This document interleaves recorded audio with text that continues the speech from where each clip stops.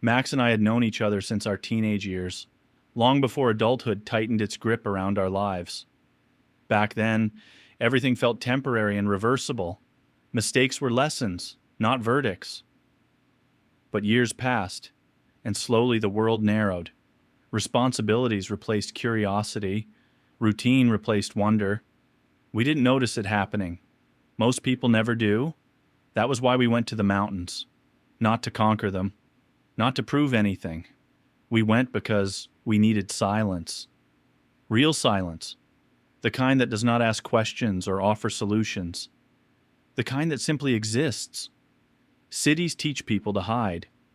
You hide fear behind humor, weakness behind confidence, loneliness behind constant noise. In the mountains, there is nowhere to hide. Your breathing betrays you. Your legs expose hesitation. Nature does not negotiate, and it does not care who you pretend to be. The hike was supposed to be simple.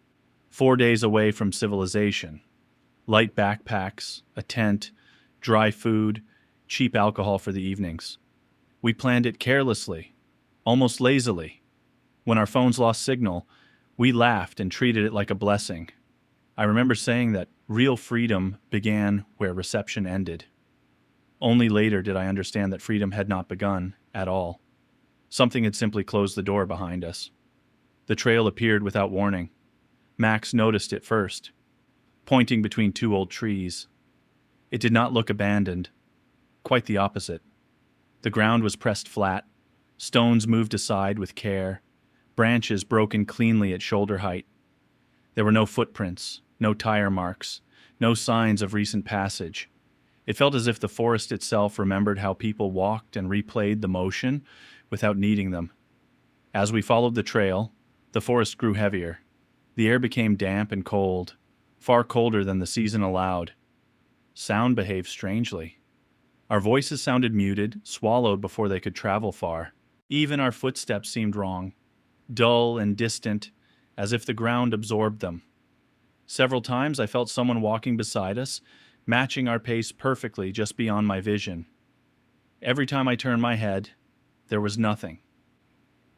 The mountain emerged suddenly, its rocky surface slicing through the forest like a wound. Clouds gathered unnaturally fast, dimming the light. That was when I noticed the metal embedded directly into the stone. It looked ancient and industrial at the same time, as if the mountain had grown around it. Symbols were carved into its surface, precise, deliberate, unfamiliar. I could not read them, yet something in my mind reacted with recognition, like a forgotten language waking up. The entrance opened without resistance. Inside, the cold struck instantly. This was not the chill of underground stone, but the sterile cold of preservation. The air smelled metallic, stale, with a faint sweetness that made my stomach tighten. The corridor spiraled downward, and our flashlights revealed deep scratches carved into the concrete walls. They were evenly spaced, repeating, as if something had dragged its fingers along the surface again and again, learning the space by touch. Sound distorted the deeper we went. Our footsteps echoed back with delay, sometimes returning before we moved. I tried to joke about strange acoustics, but my voice sounded unfamiliar even to myself. The silence between sounds felt crowded, not empty, but occupied. The first laboratory looked abandoned in panic.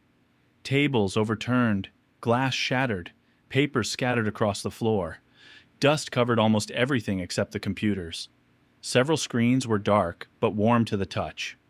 One monitor displayed looping phrases: subject reacts, subject observes, subject learns, over and over again, like a lesson drilled into something patient. "These aren't animals," Max said quietly, "and they're not human." Something shifted inside the ventilation shafts above us, slowly, calmly, without fear. Whatever had lived here did not need to hide. The archive confirmed what we had begun to suspect. Decades of research logs, audio recordings, handwritten journals, different names, different eras, but the same obsession. The researchers had not created these beings. They had discovered them. Myths, legends, demons, spirits. Humanity's crude attempts to describe encounters with entities that had always existed alongside us. One conclusion appeared again and again, written in different hands, underlined, circled, rewritten. Fear is not a reaction. Fear is nourishment. The experiments grew darker over time. Controlled exposure, sensory deprivation, induced panic. The notes described how the entities adapted, learned, changed. Early entries were confident, almost excited. Later ones became erratic, filled with warnings and crossed-out sentences as if the writers were arguing with themselves. We played a video recording. Behind reinforced glass stood a shape that refused to remain constant. It shifted subtly, depending on who observed it. When the operator whispered, "We are afraid of you," the shape responded by becoming disturbingly human. It smiled. The recording ended in static and screaming. The lower level consisted only of containment chambers, heavy doors, reinforced walls, bent metal frames torn apart from the inside. Some chambers held fragments, not remains, but residue, as if whatever had been inside no longer required physical form. One chamber was intact and completely empty, yet the sense of awareness inside it was overwhelming. Carved deeply into the wall were the words, "We transcended form." The lights went out without warning, and in the darkness something began to learn me. I do not remember how long I ran. Time lost its structure the moment the lights went out. The corridors no longer followed geometry. Angles softened, distances stretched. Doors appeared where there had been walls seconds earlier. The bunker was no longer a place. It was a process. Something dynamic, adaptive, alive. Max stopped first. I noticed it only because his footsteps vanished. I turned and saw him standing perfectly still, his body relaxed in a way that did not belong in fear. Something was beside him. It had no shape. Yet I knew exactly where it was, the way you know where a sound comes from, even with your eyes closed. "It's talking to me," Max said calmly. Too calmly. Not with words. It says I don't have to fight it. It says I already understand. I tried to reach him. The space between us stretched, resisted, as if the air itself had weight. "It says fear's just a phase," he continued. "Something you grow out of." He was not taken. He stepped forward willingly. The door closed without sound, without resistance, without finality. I ran. The exit appeared suddenly, violently bright. I stumbled out of the mountain at dawn, collapsing onto cold ground, as if the earth itself had expelled me. When I turned back, there was nothing. Solid rock. No metal. No symbols. No scar in the mountain's skin. Max was gone. Rescue teams found me hours later. I tried to explain. I failed. They searched where I pointed. There was no bunker, no entrance. The mountain was whole. Max was declared missing. I was labeled traumatized. The investigation ended quickly, quietly, efficiently. After that, time stopped behaving. Days blurred together. Sleep came in fragments. When I dreamed, I was not chased. I was welcomed. The bunker was no longer broken or abandoned. It was clean, illuminated, orderly. Doors opened before I reached them. I knew exactly where to go. I began to notice changes while awake. Mirrors lagged. My reflection moved a fraction of a second too late.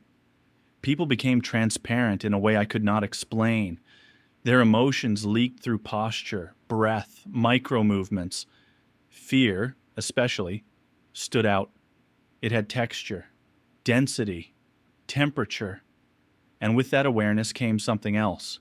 A pull. Not hunger in the physical sense, but alignment. When fear was nearby, something inside me resonated, the way a tuning fork responds to the right frequency. I remembered the words from the archive. Fear is nourishment. I began to search for answers. Not official ones. There were none. I dug through forgotten forums, leaked documents, abandoned research projects, buried under layers of denial. The pattern was global. Different names, different facilities, the same outcome. The bunker we found was not unique, it was early. One night, I woke knowing I was not alone. The air in my room felt warmer, thicker. Something stood near the wall, allowing me to see only what I could handle. My fear did not rise. That frightened me more than panic ever could. "You are adapting," it said without sound. Images flooded my mind. Max. The chamber. The moment he stopped running. "He helped," the presence continued. "He chose correctly." I understood then that what happened to Max was not punishment. It was graduation. The next morning, my phone lit up with a message from an unknown number. "Adaptation is successful." Days later, another arrived. "You are more stable than the previous subject." I stopped resisting after that. Resistance was irrelevant. Fear dulled. Curiosity sharpened. Each dream lasted longer. Each return felt heavier, as if something remained behind when I woke. The final message arrived at night. "Do not worry. Max has found his place. We will meet again. Research never ends." I stood in front of the mirror. This time, my reflection smiled before I did. Not mockingly, not threateningly, recognizing me. I understood then what the bunker had always been. Not a prison, not a laboratory, a filter, and I was no longer an observer. In the weeks that followed, I began to understand that what I experienced was not unique to me, only rare in its clarity. I started keeping my own records, not on paper but in encrypted files, mapping sensations that did not yet have names. There were patterns in the way fear surfaced around me. Sudden anxieties bloomed like heat signatures. Anticipation carried a sharp edge. Dread had depth. I could predict reactions seconds before they happened, feel decisions forming before words were spoken. I tested it carefully. Crowded trains, empty parking garages, late-night streets where people walked faster without knowing why. Each environment produced a different resonance. Fear was contextual, but its frequency was constant. The realization was unsettling. The world was full of nourishment, and it had always been that way. I returned to the mountains once, months later, alone. I did not find the trail.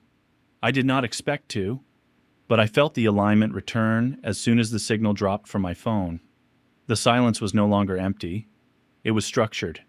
Listening. I understood then that the facilities were not anchored to places. Places were anchored to them. Fragments of memory surfaced that were not mine. Brief flashes. Other chambers, other observers, other candidates who had failed or refused. Some were consumed by fear, others by denial. A few, like Max, stepped forward. I began to dream less often, but more deeply. When dreams came, they were no longer about corridors, they were about thresholds, points of transition. I would wake with the sense that I had been evaluated and approved for something I had not yet agreed to. Messages continued, sparse and precise. No threats, no instructions, only confirmations, phase markers, stability assessments. I understood that silence from them was not absence, it was confidence. One evening, while watching my reflection practice expressions that felt increasingly optional, I realized the most unsettling truth of all. The experiment had never been about containment. It had been about compatibility. Humanity was not the subject. Individuals were. I deleted my files that night, not because I was afraid of being discovered, but because I no longer needed proof. Understanding had replaced doubt. Preparation had replaced fear. The coordinates came the following morning. I considered refusing the coordinates. The thought existed briefly, like a reflex. But refusal implied distance, and distance no longer applied. I was already inside the system, already accounted for. Choice, I realized, was not removed. It was refined. Only relevant options remained. As I prepared to leave, I noticed how effortless it felt. No anxiety, no urgency. The absence of fear was not emptiness. It was clarity. I understood now why the early researchers had failed. They had tried to study the phenomenon from the outside, feeding it terror while remaining terrified themselves. They never allowed the alignment to complete. I wondered how many others were already walking this path without knowing it, How many small calibrations were happening every day, unnoticed? How many reflections were already smiling first? The coordinates pulsed once more on my screen, then went dark. I did not need the device anymore. I could feel the direction. When I stepped outside, the city sounded different, quieter, as if it were holding its breath. I smiled, and this time there was no mirror to confirm who moved first. The story had not ended. It had simply learned how to walk among people.